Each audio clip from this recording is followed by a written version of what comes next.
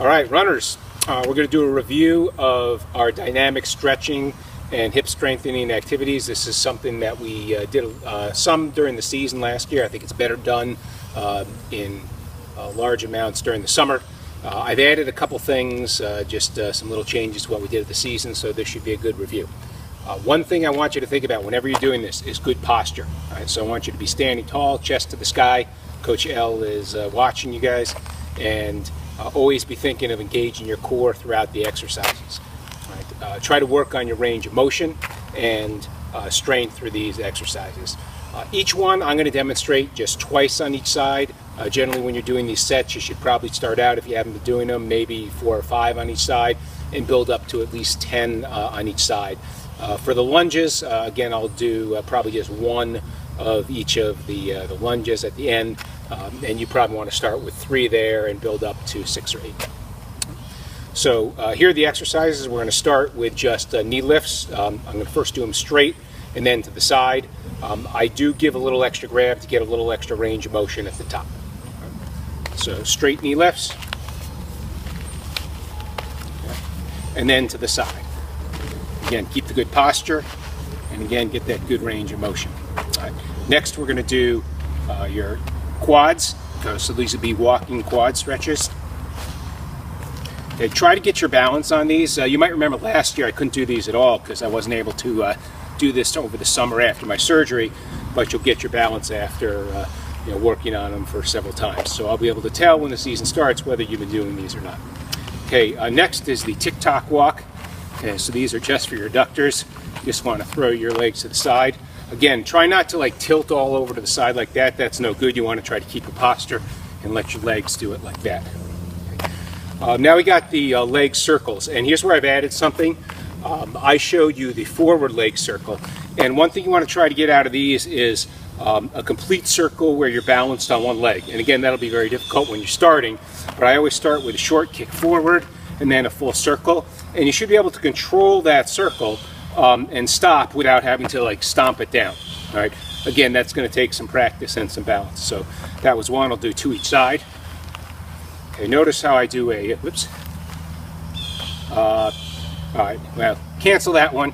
I just went the wrong way for the new one. So kick forward. These are going to come around from the back.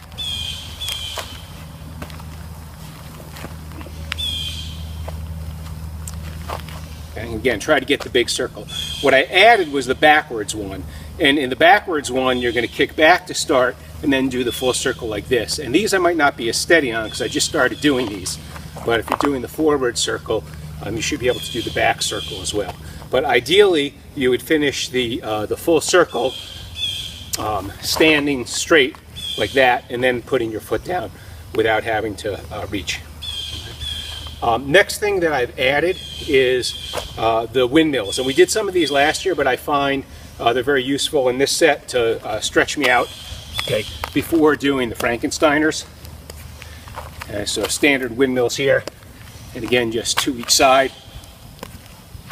And then straight into the Frankensteiner. So I've stretched out my hamstrings a little bit by doing, a full set, usually 10 of those, and then into the Frankensteiners. Okay. All right. After that, you're going to do the lunges. I always do a set of walking lunges with that set. I don't always do the 8-point lunges at the end. Depends on how much time I have. But with the walking lunges, you can either go prisoner of war or hands on hips. I'll do the straight ones, hands on hips. So, and again, you want to get as good extension as you can, but keep that body upright. Okay. Don't rest your knee on the ground. You try to touch it lightly to the ground, and you pause there and come back up. Oops. All right. So those are the straight ones. I usually do prisoner of war style for the twisting lunges. And the important thing here is you're not trying to bring your elbow to your knee. That's going to bend you over and get you out of posture. So stay mostly upright. You probably have a little bit of a bend, but you want to get the twist to the side.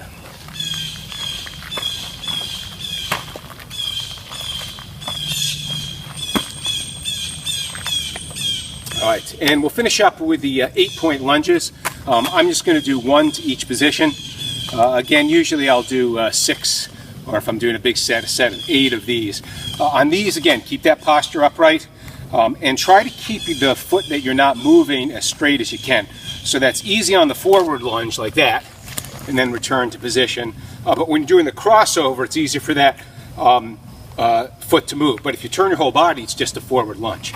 So you want to try to keep that in position and get the lunge off to the side and then off to the right side. So those are the right foot forward. Do the same thing, left foot forward.